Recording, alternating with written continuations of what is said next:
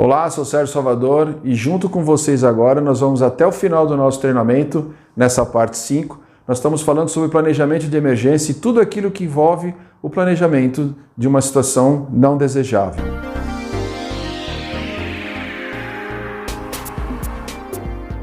Então, o que é um planejamento de emergência? Planejamento de emergência é um conjunto de medidas que devem ser adotadas, seja numa situação interna, externa ou nas proximidades do terminal. Essas atividades, essas ações integradas, elas são orientadas para atuar em qualquer situação de emergência. Então, os principais objetivos desse processo são organizar, padronizar e operacionalizar as ações de emergência, fornecer informações à brigada e ao corpo de bombeiros para que tudo isso seja feito de forma bem estruturada e visa, lógico, proteção da vida humana, de todas as pessoas que estão envolvidas nessa situação, o meio ambiente, o patrimônio e para que no menor tempo possível a gente consiga retomar as atividades da atividade terminal. Esse planejamento ele tem como nome Plano de Ação de Emergência ou PAE. Isso é um nome técnico, hoje muito utilizado, principalmente pelos órgãos ambientais, que tem como objetivo ações rápidas e eficazes, né? A base dessas ações de emergências, elas são oriundas do estudo de análise de risco que a empresa executa lá no início do projeto da organização. Esse estudo de análise de risco vai identificar os perigos e riscos, e esses processos eles acabam sendo desenhados em cenários, ou seja, quais são as situações que poderão acontecer e caso elas aconteçam, como que deve ser utilizado esse combate. Então o plano de ação de emergência, como a gente já falou, ele atua fora e dentro da unidade e ele envolve todo um outro sistema, que é o plano mútuo de ação e o plano de área, que nós vamos detalhar mais à frente desse contexto. Dentro da unidade de armazenagem, o que a gente tem? Normalmente você estrutura uma equipe, então você tem normalmente numa empresa, você tem a gerência, você tem a área de suprimentos, você tem a área de recursos humanos, médico, manutenção.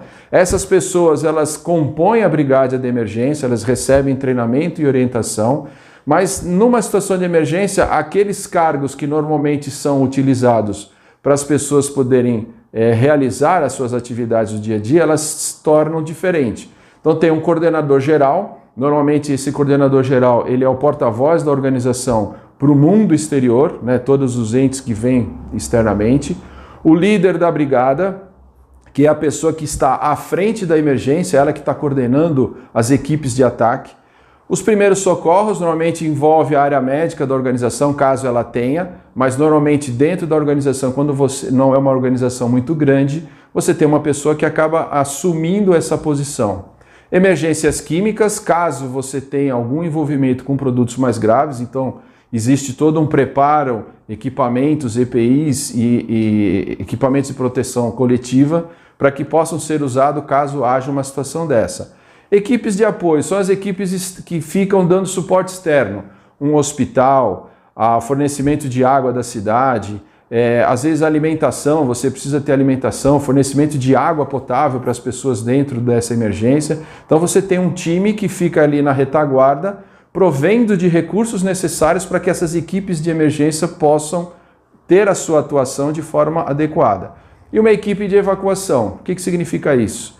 Você precisa tirar de dentro da sua organização todas aquelas pessoas que não precisam ficar lá, né? Então, quem fica dentro da unidade? Apenas a equipe de brigada e toda aquela estrutura necessária para o atendimento da emergência. Então, a equipe de evacuação garante que todas as pessoas não necessárias para a atuação na emergência sejam retiradas de dentro da unidade de armazenagem, correto? A resposta à emergência ela tem envolvimento dos planos individuais. Então aqui a gente vai ter o plano de atendimento de emergência, que é o PAE, e o plano de emergência individual. E o que esses caras significam?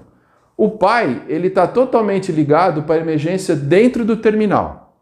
Então esse é o plano onde a emergência é dentro do terminal, então você vai ter um plano que vai atuar nas ações de fogo, de vazamento, de vítimas. Então o seu plano, o plano da organização, dentro do terminal ele tem todas essas diretrizes. O plano de emergência individual, ele atua nas áreas externas, principalmente em águas que a gente chama tanto rio como mar. Então, o plano de emergência individual, ele atua nas áreas externas para uma atuação de emergência onde envolve derramamento de produto em rios ou em mar ou em canais de navegação, coisas que dependendo da localização que está essa unidade. Esses dois planos se integram a outros dois planos. O plano de atendimento de emergência, que normalmente é um plano regional, então vamos exemplificar. O plano de atuação de emergência mais antigo é o PAN de Cubatão.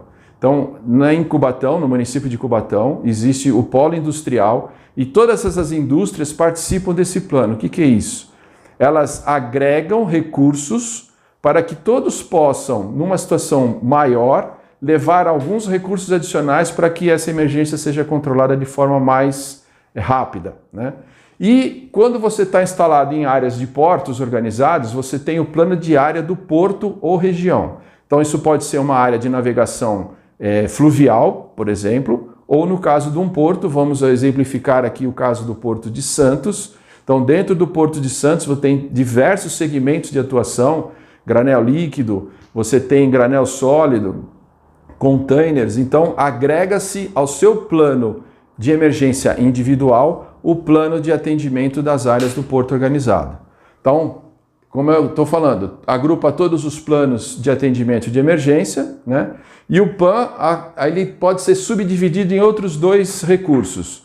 O plano de contingência de derrame em terra, ou seja, algo que aconteceu próximo do terminal, não dentro do terminal. Então, exemplo, um caminhão que porventura venha a ter um vazamento durante a sua movimentação na área externa do terminal, ou o plano de contingência de derrame no mar. Durante uma atividade de operação marítima, você pode ter um vazamento desse produto, então esse plano ele vai conter esse vazamento dentro de águas.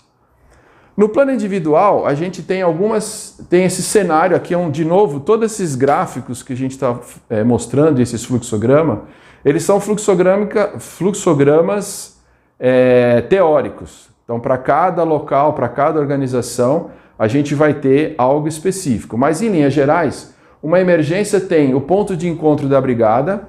Então, dentro desse planejamento, você define locais onde essa equipe se encontra e, a partir desse encontro, você, então, sai para o atendimento da emergência, que pode ter um vazamento de grande porte ou um incêndio de grande porte. Então, a partir daqui, no seu plano individual, no seu PAI, você vai determinar as ações que você vai tomar. Então aqui é só um fluxo bem simples do que deve acontecer numa situação de emergência, dentro desse planejamento que a gente está falando desde o início lá, tá? Algumas emergências, elas ganham uma proporção muito grande. Então nós temos ao longo da história diversos eventos que se perpetuam por alguns dias, né? Eles não ficam restritos a um único dia ou algumas horas. E quando você tem uma situação dessa, ele acaba extrapolando os limites da empresa.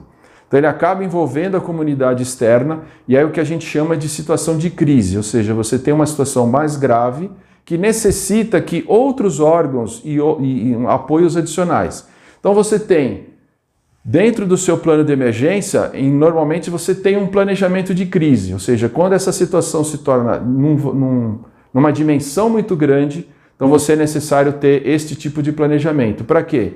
Para que você possa mapear, ter a estratégia, o envolvimento de todos aqueles órgãos envolvidos, ter uma pronta resposta para essa situação e é óbvio, o maior objetivo é preservar a vida humana, o meio ambiente, o patrimônio, para que possa ser retomada as suas atividades. Então, em linhas gerais, quando você tem uma emergência num nível muito grande, a intenção é que o plano de crise ele auxilie todos aqueles que estão envolvidos direta e indiretamente no controle e assim que o controle for consumado, você faz a retomada das operações.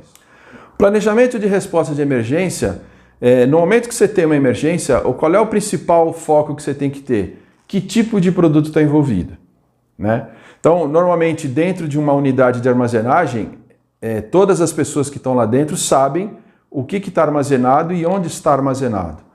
Existem as fontes de consulta, que no Brasil a gente tem a FISPIC, que é a Ficha de Informação de Segurança dos Produtos Químicos, que nela estão escritos todas as ações necessárias para o controle de uma emergência.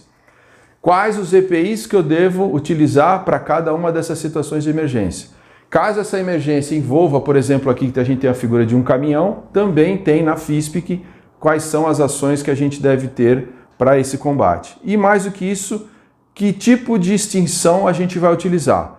Aqui a gente tem a exemplificação gráfica de bombonas de líquido gerador de espuma, contudo, não é toda a emergência que você utiliza água para fazer o seu controle. Alguns produtos você não pode colocar água porque ele potencializa, ou seja, ele agrava a situação. Então é importante, quando a gente tiver uma emergência, identificar qual é o produto, saber que tipo de ações que nós vamos fazer e quais são os recursos de extinção que eu vou usar.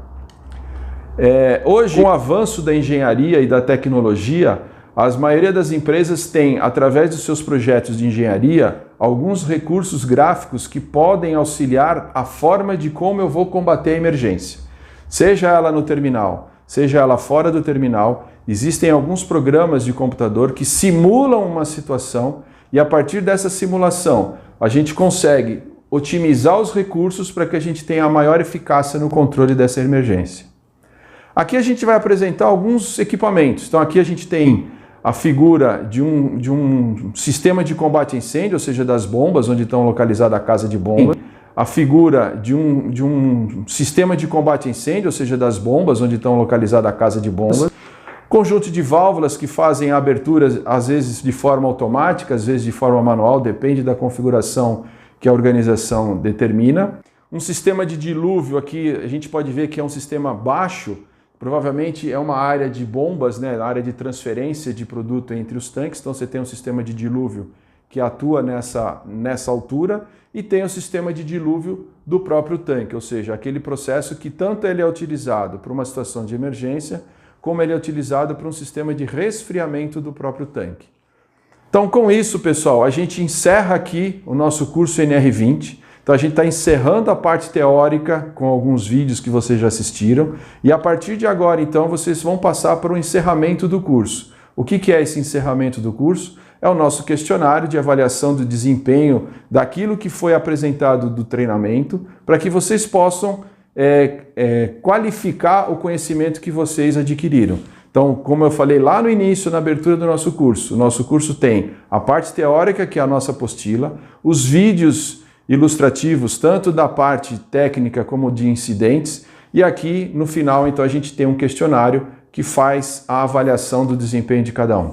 Agradeço por toda a presença de vocês, pelo tempo que vocês dispensaram do nosso curso, e tenham um excelente resultado aí na avaliação.